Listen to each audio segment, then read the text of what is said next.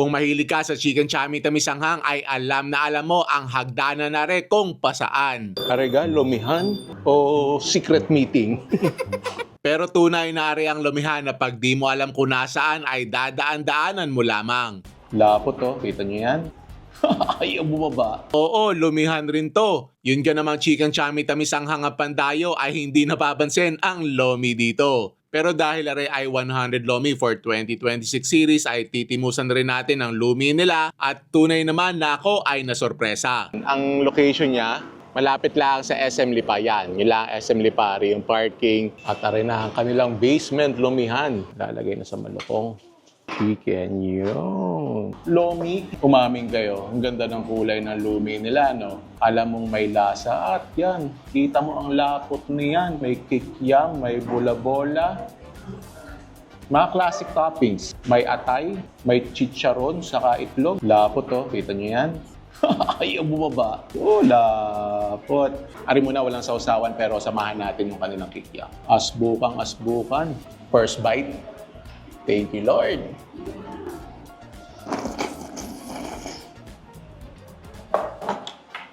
Sarap. Honestly, ngayon ko lang na-appreciate yung lomi nila kasi pag kumakain ako dito, lagi yung chami, tamis anghang, saka yung kanin. Wala nga akong memory dito na kumain ako ng lomi. Ang sarap din pala. Magawa na natin ng sausawan para mas sumarap. Gawa natin ng toyo. Kikiam nila, parang may konting Chinese style na timpla. Yan. Ngayon masasabi ko na rin na bukod sa chami, aring lomi ng Shatras ay pandayo rin. Ay, itong jumbo nila, sulit Ang chami, huwag kakalimutan. Kumuha na ng kanin. Kita nyo naman yung chicken niya yan, Parang home cook. Kuha man tayo ng chami. Yan. Yung rin ang kulay ng chami, Tapos with egg. Ito, pro tip, tamis anghang ang kunin nyo. Sarap ng pagkatamis anghang niya. More on tamis, pero may anghang. Keep things interesting. Kaya yan, ang kain talaga dyan ay with rice. Yan. Tapos, lalagyan mo ng konting sausawan.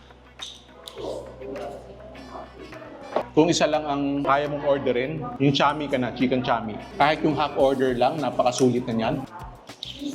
Ito, ready ako sabihin na dito sa Shatras, aring chami lang orderin nyo. Kumbaga, ari ang dadayuhin nyo. Pero ngayon, na-appreciate ko na rin lomi nila. Kaya ang rekomendasyon ko din magsama kayo at paghatian nyo ang chicken chami at lomi dahil parehong pandayo. Ay siya tikme ko napapaibig.